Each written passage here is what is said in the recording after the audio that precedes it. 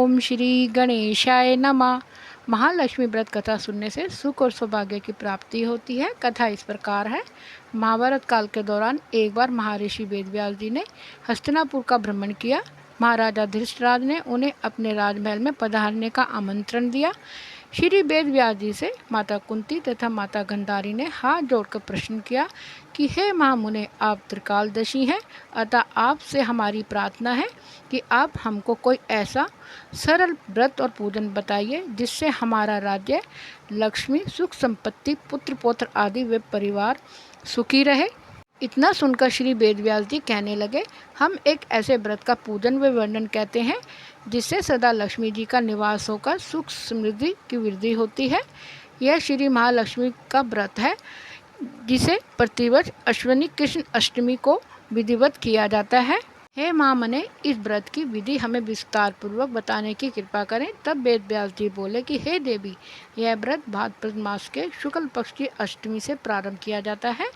इस दिन स्नान करके 16 सूत के धागों का एक डोरा बनाएं, उसमें 16 गांठ लगाएं, हल्दी से उसे पीला करें। प्रतिदिन 16 दूब व 16 गेहूँ डोरे पर चढ़ाएं और अश्विन कृष्ण अष्टमी के दिन उपवास रखकर मिट्टी के हाथी पर श्री महालक्ष्मी जी की प्रतिमा स्थापित कर विधि पूर्वक पूजन करें।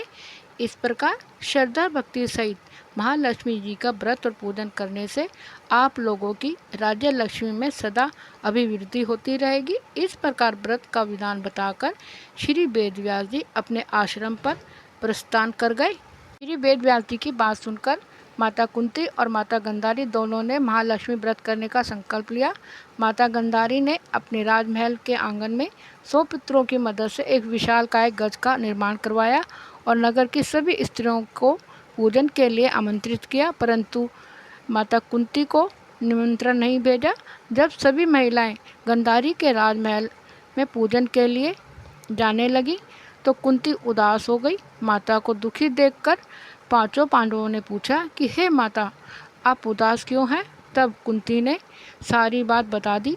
इस पर अर्जुन ने कहा कि माता, आप महालक्ष्मी पूजन की तैयारी कीजिए, मैं आपके लिए हाथी लेकर आता हूँ। ऐसा कहकर अर्जुन इंद्र के पास गए और इंद्रलोक से अपनी माता के लिए ऐरावत हाथी लेकर आए। जब नगर की महिलाओं को पता चला कि रानी कुंती के महल में स्वर्ग से ऐरावत हाथी आया है तो सारे नगर में शोर मच गया। हाथी को देखने के लिए पूरा शहर इकट्ठा हो गया और सभी विवाहित महिलाओं ने विधि विधान से महालक्ष्मी जी का पूजन किया।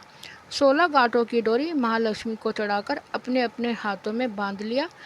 इस प्रकार जो स्त्रियां श्री महालक्ष्मी जी का विधि पूर्वक व्रत व पूजन करती हैं, उनके घर धन धान्य से पूर्ण होते हैं तथा उनके घर में महालक्ष्मी जी सदा निवास करती हैं।